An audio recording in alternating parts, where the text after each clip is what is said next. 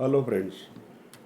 Now actually I am going to explain to you first of all contingent liability. This is the remaining part of the theory. मतलब जो पहले हमारा asset liability का चल रहा था उसका एक रिमेनिंग पार्ट है ये. Contingent liability means what? A liability which may arise in future depends on the happening or not happening.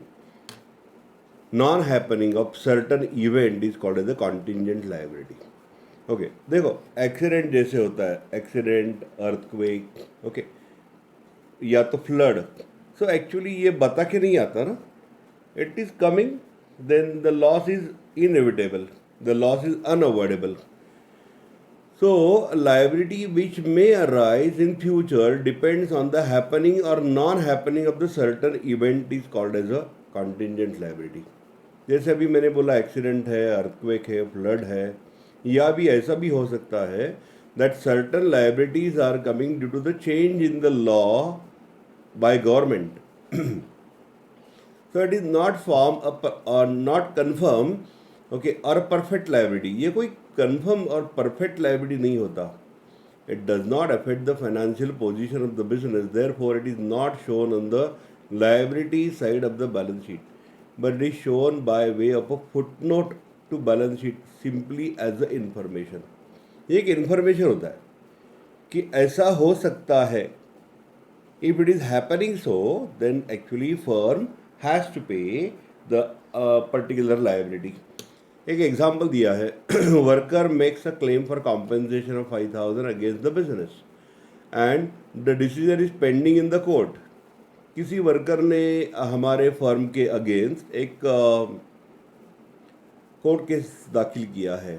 Court case में वो क्लेम करता है कि मुझे कॉम्पेंसेशन मिलना चाहिए. ऐसा होता है. It's a life after all and whenever you are coming across the people so people actually may have the different types of the views in their mind and accordingly they are doing the claims. But if this particular case is going in the favor of that particular worker, okay, then that is becoming a liability. It may be a future liability for a business on the happening of the event. Okay, that is a court verdict. मतलब court का judgement आ गया कि आपको इसको compensation देना ही पड़ेगा, फिर आपको देना पड़ेगा.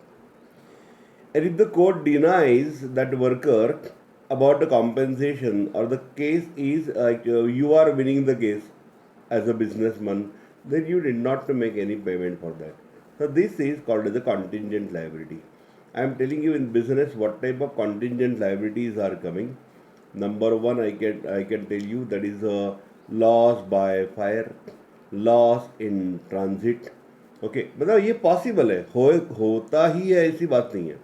That is contingent liability. Okay now very important discussion is going on. I'm going to start rather, that is accounting concepts, conventions and principles. It is so important okay that you are supposed to remember this particular thing for lifetime. आपको lifetime इसको याद रखने की ज़रूरत है. So accounting is means of communicating the results of a business operation to various parties interested in or connected with the business. That is owners, creditors, investors, bank, financial institutions, government and other agencies. Hence, it is rightly called as the language of business. Very important. देखो ये जो statement है ना ये बहुत important है.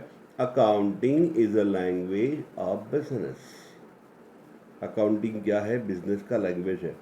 जैसे हमारा लैंग्वेज है, हम लोग इंग्लिश में बात करते हैं, हिंदी में बात करते हैं, मराठी में बात करते हैं, वैसे अकाउंट्स का भी एक लैंग्वेज, बिजनेस का भी एक लैंग्वेज है and that is called as a accounting. Accounting is a language of business with the help of which you can communicate the financial information to the interested parties like owners, creditors, investors, bank, financial institutions and government.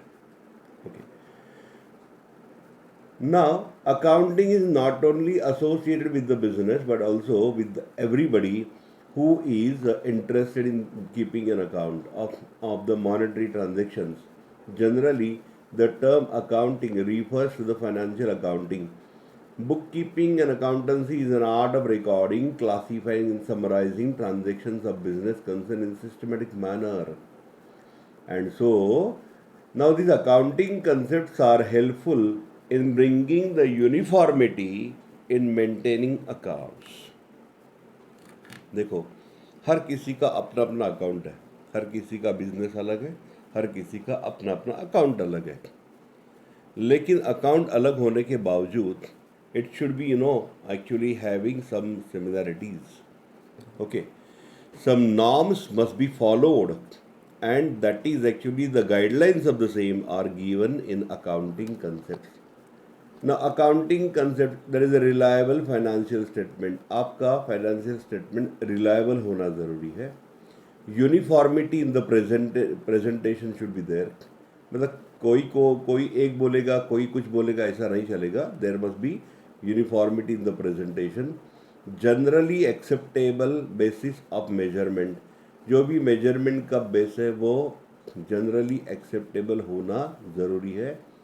And proper information to all. It should actually communicate the proper information to all. Valid and appropriate assumptions must be there. मतलब assumptions आप कुछ भी नहीं कर सकते, कुछ validity है उसके लिए, valid होना चाहिए, appropriate होना चाहिए. Now we are going to discuss accounting concepts one by one. Business entity. आपको याद है मैंने business entity concept के बारे में बोला था आपको. Okay, while giving the explanation of capital, okay, I told you that business is different, businessman is different. Business अलग है, business करने वाला अलग है. Okay, why? It helps to make a separation of a private transaction and a business transaction. Business transactions are recorded by firm and the private transactions are his private transactions. वो अपना खुद का record maintain करेगा नहीं करेगा उसकी बात है, but for business accounting is must. Now this concept implies that a business unit is a separate and distinct from owner or owners, that is the persons who supply capital to it. Okay, that is based on this concept, accounts are prepared from the point of view of the business and not from the owner's point of view. Hence, business is liable to the owner for the capital contributed by him or her. Okay, means what? Actually, जो भी capital वो लेके आता है, the businessman is putting certain money, cash, or he can actually bring the assets, which is becoming capital of businessman. Okay, but for business, it is becoming a long-term liability. So capital is a long-term liability according to this business entity concept. According to this concept, only business transactions are recorded in the books of accounts. Personal transactions of the owners are not recorded, but their transactions with the business, such as capital contributed to business or cash withdrawn from the business for personal use, that is called as the drawings. आपको याद होगा मैंने ये drawing capital और drawings दोनों भी आपको बताया था. ओके, बेसिक कंसेप्ट में.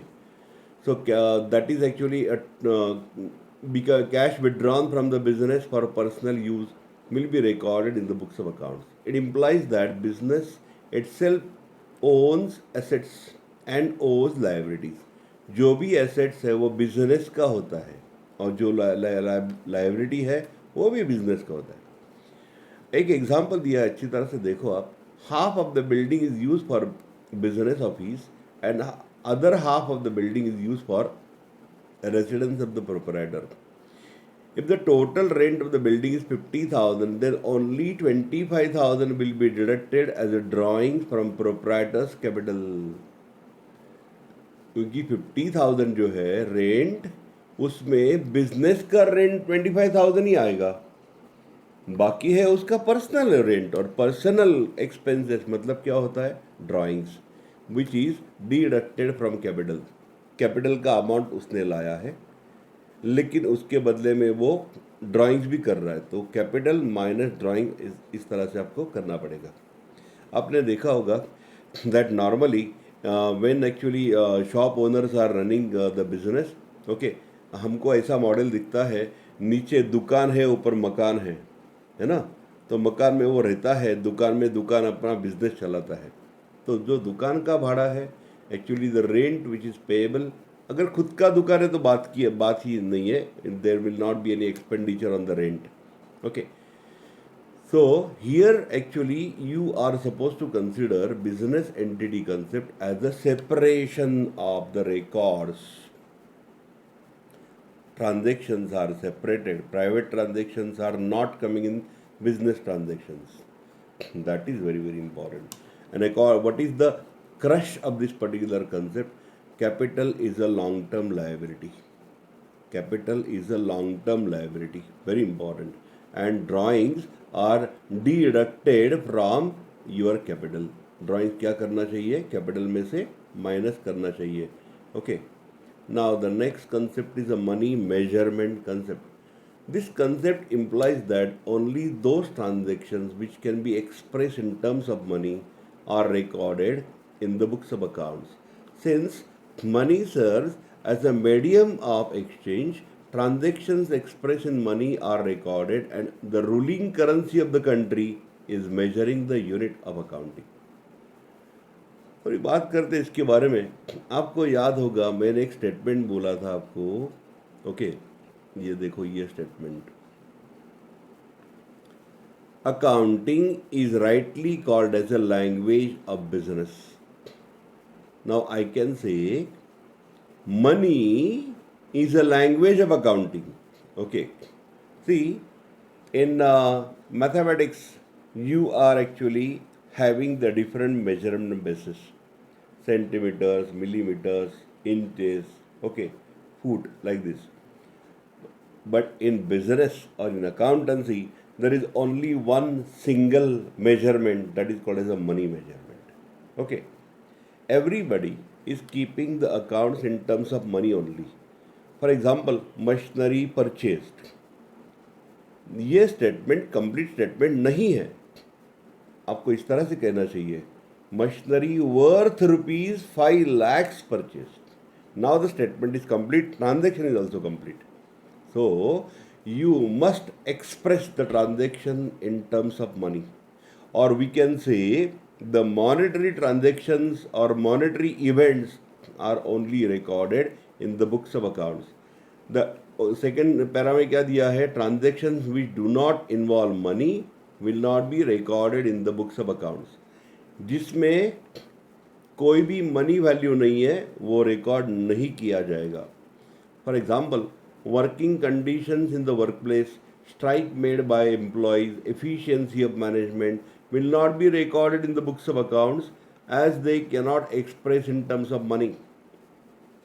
It helps in understanding the state of affairs of the business, as money serves as a basis, as a common measure by means of which heterogeneous facts about the business are recorded. For example, a businessman has 5 computers, 2 tables, 3 chairs. The assets cannot be added to give useful information unless they are expressed in monetary terms. मतलब क्या होना चाहिए? Okay, it is 1,50,000, 5 computers का 1,50,000 for computers, 15,000 for table, 2,500 for chairs. इसका मतलब ये हुआ you cannot say 5 computers, you cannot say only 2 tables, 3 chairs. No, आपको उसका वैल्यू लिखना चाहिए। Okay, and what is important that everybody is recording the transactions in the ruling currency of the country. Now what is the currency of India? India का currency क्या है? आप बोलोगे sir rupees है, करेक्ट है, लेकिन मेरा और एक क्वेश्चन है, इंडियन करेंसी क्या है? इंडियन करेंसी रुपीज़ है, तो रुपीज़ क्या है? Okay, I am telling you, कभी आपने नोट देखा होगा, नोट। ओके, अभी यहाँ पे ये उल्टा दिख रहा है ना आपको, क्योंकि मैं सेल्फी वीडियो के टाइप कर रहा हूँ यहाँ पे, तो आपको मैं दूसरा कैमरा इस्तेमाल करके बताता हूँ कि इसके ऊपर क्या लिखा है, तो आपको ये पता चलेगा। और आपको भी ज़रूर देखना है ये लेक्चर ख़त्म होने के बाद। हाँ, now can you see like this, देखो ये क्या लिखा है इधर, मैं धारक, एक मिनट थोड़ा सा बड़ा करते इसको ताकि आपको ये अच्छी तरह से दिखाई देगा। यस, मैं धारक को 200 रुपये अदा करने का वचन देता हूँ।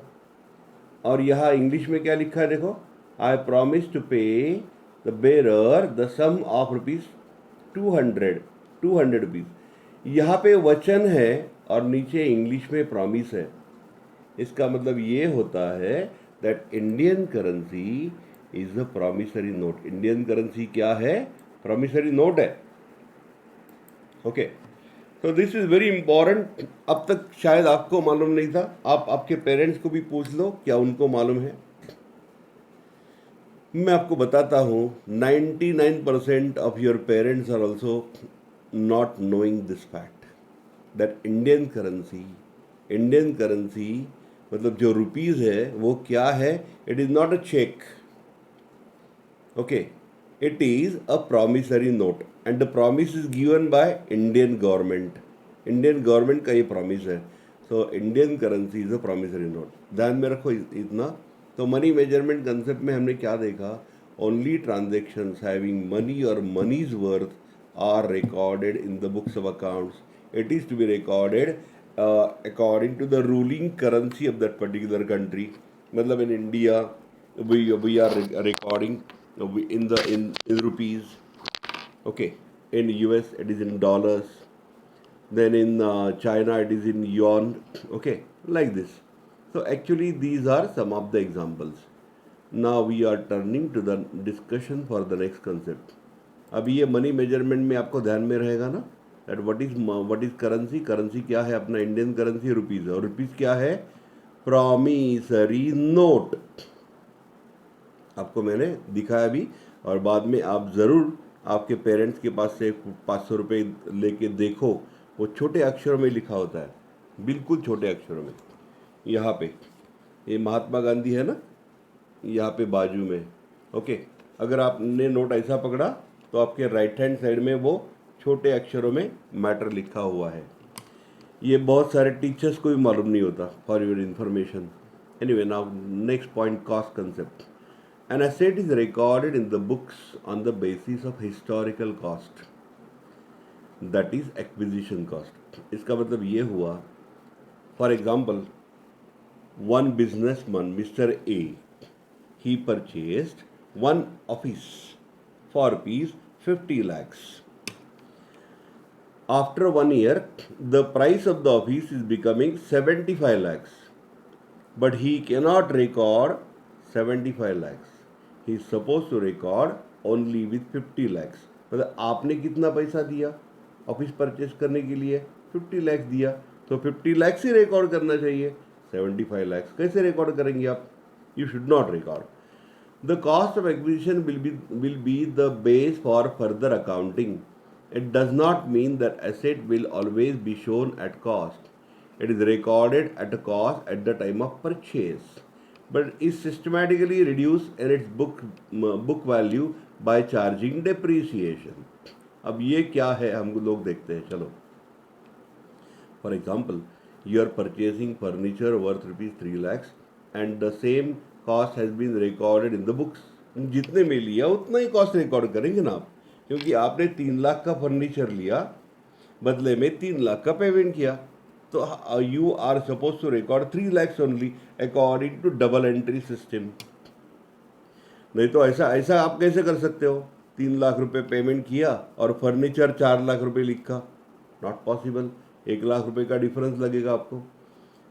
अब आपने 3 lakh rupees that is recorded in the books of accounts, but over the period of time we are going to calculate and we are going to charge the depreciation on furniture.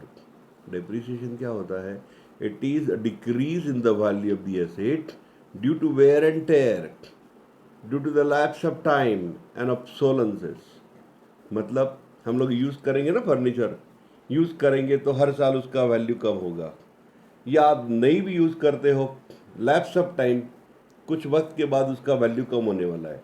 And obsolescences means what? If it is becoming outdated, out of fashion, then also the value of the asset is reducing. This is only called as a depreciation. By the way, the same is applicable for your motor car also. आपने motor car लिया 10 लाख रुपए का, आपने कितना payment किया? 10 लाख किया, तो 10 लाख का ही रिकॉर्डिंग होना चाहिए. So whatever acquisition price that is paid by you, that is only called as a cost, and you are supposed to record the asset with the cost price, purchase price, acquisition price. हाँ, बाद में उसको depreciation लगेगा से after 1 year, तो बात की बात है. ओके, लेकिन शुरू में तो आपको इस तरह से लिखना है. Number 4 is a consistency concept. Any policy adopted for accounting should be continuous or consistent throughout the business, and it need not be changed generally. Okay, rules and generally unless and until circumstances demand. However, it does not stop any improvement of new techniques, but that should be disclosed with the note. For example, company adopts a fixed installment method of charging depreciation on the fixed assets from the beginning till the end of the estimated life of the asset. Okay, actually this is called as a policy. देखो, हम लोग भी policy बनाते हैं. Accountants are actually suppose to follow the policy, and same policies must be followed year after year. This is only called as a consistency. Okay, consistency होना चाहिए. Now, take the example of charging depreciation. For example, you are charging 10% depreciation on the motor car. 10 lakh के ऊपर आपने 10% depreciation लगाया. 10% of 10 lakh कितना आता है? 1 lakh. Immediately कैसे कैलकुलेट करोगे? 10 लाख का एक जीरो कट करो, कितना आता है? 1 lakh. Now you decided that you will follow the fixed installment method, जैसे यहाँ पे दिया है. इसका मतलब क्या होता है? That you will be charging 10% always on 10 lakhs, always on 10 lakhs. हर साल 10 लाख के ऊपर ही आपका depreciation लगेगा, which is the loss for the business. So every year your depreciation will be 1 lakh, 1 lakh, 1 lakh, 1 lakh, 1 lakh. ऐसा 10 साल चलेगा. Okay, and there will not be any change in the calculation. लेकिन आपने बीच में ऐसा decide किया कि नहीं, मैं ऐसा नहीं करूँगा. 3 साल होने के बाद आपने डिसाइड किया, now I will calculate the depreciation on the balance of asset. ये दूसरा मेथड है which is called as a reducing balance method. Reducing balance method, उसका मतलब मैं आपको समझाता हूँ. 10 लाख का मोटर कार है. फर्स्ट ईयर 10% मतलब depreciation is 1 lakh. Now 10 lakh minus 1 lakh balance is 9 lakh. Then you are charging on 10% on 9 lakh, which is 90,000. Third year में 9 lakh minus 90,000, अभी आपका अमाउंट बचा है 8,10,000. On that 10% is 81,000. This is not done because you must follow the consistency concept. ये फॉलो करना पड़ेगा. Once one policy selected, it is to be followed year after year. The same policy must be followed. Now the next concept is the conservatism. While recording the business transactions, we have to anticipate no profit but provide for all possible losses. Okay, थोड़ा एक काम करते हैं, मैं इसके बारे में आपको ओरली पहले बताता हूँ, फिर ये पढ़ते हैं बाद में. कंजर्वेटिज्म का मतलब क्या होता है? ओके, चलो, आपके कुछ दोस्त लोग ऐसे होते हैं, they are conservative, they are having the conservative nature. कौन सा कंजर्वेटिव नेचर होता है?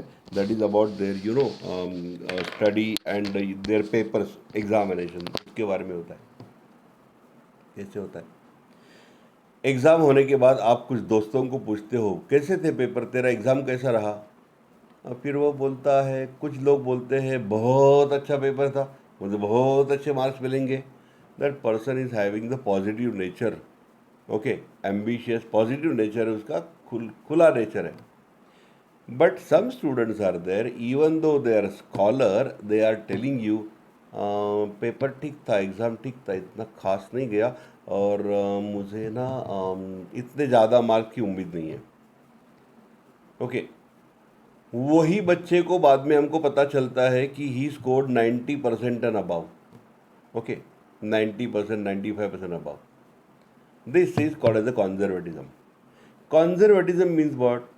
Okay, playing safe game. So make a provision for all probable losses. पहले क्या करो, probable losses जितने हैं उसकी पहली provision करो. Don't anticipate profit now. Make a possible provision for your losses. It encourages the certain secret reserves by making excess provision to prevent losses. लेकिन ये कंसेप्ट से होता क्या है, that you are creating secret reserve by excess provision to prevent the loss.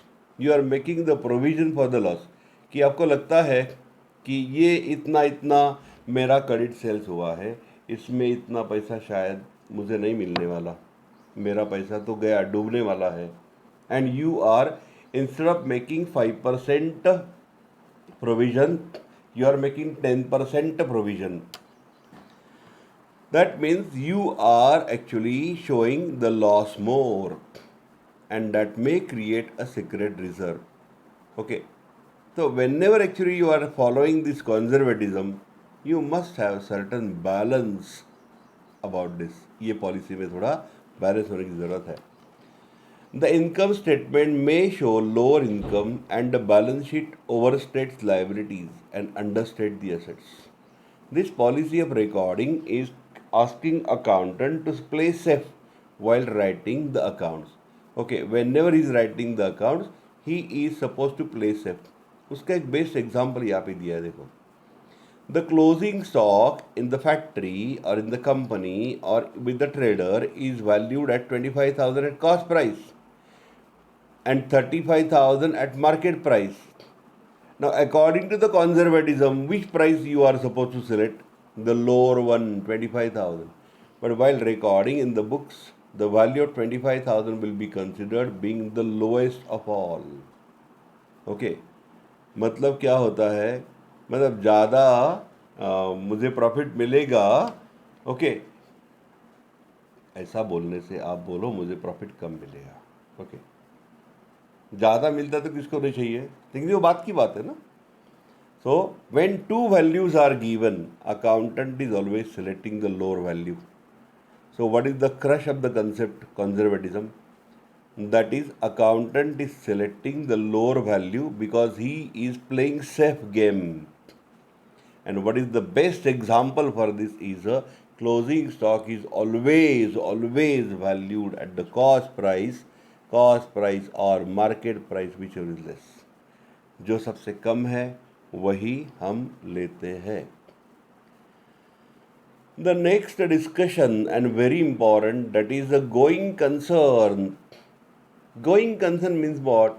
It is the basic assumption that business is going concern and will continue its operation for future also. I am telling you the example. In the world, there are certain companies which are 800 years old. 800 years old, 500 years old. Japan में तो कुछ hotels भी ऐसे हैं कि उनका business last 1300 years से चालू है.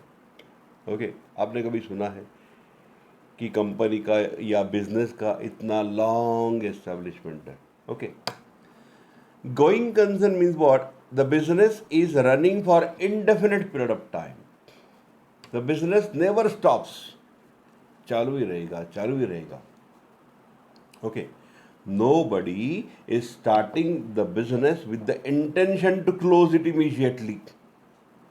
Okay, जब बिजनेस चालू करते हैं लोग, क्या उनके दिमाग में रहता है कि आज मैंने बिजनेस चालू किया, कल मैं बंद करने वाला हूँ? That person must be a mad person, not a normal person. Okay, तो उसकी आप बात छोड़ दो. ऐसा होता नहीं है, because the business is running for indefinite period of time. लोग आएंगे जाएंगे, लेकिन बिजनेस तो चालू ही रहेगा. Take the example of Tata company in India, Bajaj company in India. Okay, तो जिन्होंने फॉर्म किया था वो तो लोग चले गए, मतलब बेसिक फाउंडर्स, लेकिन उनकी जो आगे की जनरेशंस है, they are running the business. Now, going concern concept influences accounting practices in relation to the valuation of assets and liabilities, depreciation of the asset, treatment of the outstanding and prepaid expenses, okay, accrued and unearned revenues. For example, assets are generally valued at historical cost. Yes, अभी अभी हमने देखा cost concept में assets are valued at historical cost. Any increase or decrease in the value of the asset in the short period is ignored. That is not recorded, but it is ignored. Okay. Now I am telling you the genuine exception for this. Going concern आपको तो समझा ही होगा कि business चालू ही रहेगा, चालू ही रहेगा, चालू ही रहेगा. But there is a one genuine exception जो यहाँ पे दिया नहीं है, okay, for the going concern which is called as a joint venture. Joint venture का मतलब क्या होता है? Venture means what? Project. And joint means what? The project which is completed by joining the hands, that is called as a joint venture. मैं मान के चलो two builders are there. Builders मतलब A is a building contractor, B is a building contractor. A is getting the big contract. A को बहुत बड़ा contract मिला 50 करोड़ का. Now A is unable to actually fulfil the requirements of that particular contract alone. A अकेला नहीं कर सकता, इसलिए ए ने क्या बोला बी को, क्या हम लोग साथ में मिलके करेंगे? So A and B are builders, but for that particular project they are coming together. Okay, तो उनका एक पार्टनरशिप फर्म होगा to complete that particular project. और जैसे ही प्रोजेक्ट कंप्लीट होता है तो बिजनेस बंद होने वाला है. Okay, so joint venture is a genuine exception for going concern. अभी आप सुन रहे हो, लेकिन साथ में जो मैंने कुछ अलग अलग बताया है, जैसे मनी मेजरमेंट में मैंने क्या बोला था, that Indian rupees is a promissory note. Going concern में मैंने क्या बोल रहा हूँ मैं? Okay, that joint venture is a genuine exception for going concern. Actually students who are learning from for basic very properly, listening to the lectures very properly, they are taking final winning, they are becoming winners. Okay, क्योंकि आपको आगे जाके chartered accountant बनना है, या finance में career करना है, MBA इन फाइनेंस करना है, बाहर की कंट्री में US में जाके करना है, UK में जाके करना है, तो माय डियर फ्रेंड्स, आपका बेसिक बहुत स्ट्रांग होना ज़रूरी है. ओके, आपको ये मालूम हो गया कि गोइंग कंसर्न क्या है, बिजनेस एंटिटी कंसेप्ट क्या है, कॉस्ट कंसेप्ट क्या है, कंजर्वेटिज्म किसको बोलते हैं, उसका भी मैंने एग्जांपल आपको दिया. ये सब समझना बहुत ज़रूरी होता है. Now in this lecture I will cover one concept more, क्योंकि लेक्चर फिर लंबा होता है और आपको फिर बोर भी हो सकता है. लेकिन ये सुनो आप, realisation. Income is recorded when it is realized. Either it is received or earned. मतलब becoming due.